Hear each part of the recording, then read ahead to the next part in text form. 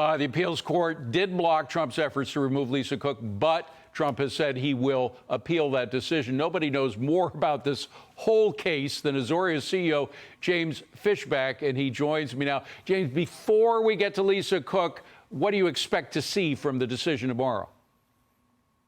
Good morning, David. I expect them to cut by 25 basis points, a quarter point. Okay. It's a little too late from a guy, of course, who goes by too late.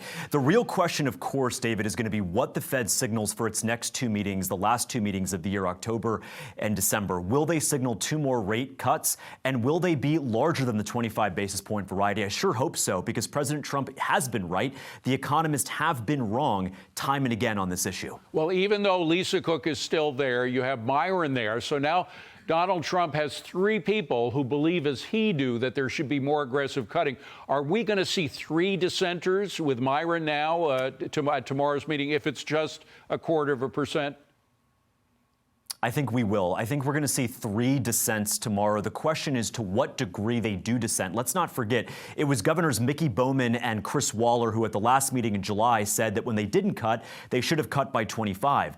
Well, Governor Myron agreed that they should cut by even more than the 25, and will others join that? So there's a possible three-person dissent, but I'm expecting at least one dissent from the meeting tomorrow. Okay, very quickly, Lisa Cook, the president said he's going to appeal the decision to get her fired, to assert his authority to get her fired. Would you think he'll win on appeal? And which is the next? Is the Supreme Court the next court on the appeal process?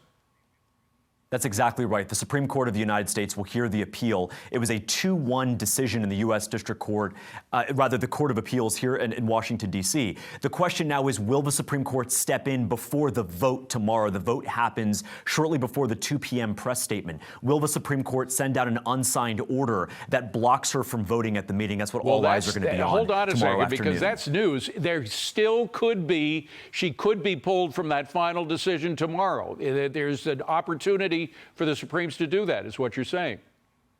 That's absolutely right, David. I mean, you've got staffers in that room, you've got folks in that room, but at the end of the day, who votes? That's where her ultimate statutory authority rests. And so there's a non-trivial chance the Supreme Court could rule on this in an unsigned order, staying the appeal and allowing her, rather not allowing her to vote at the meeting.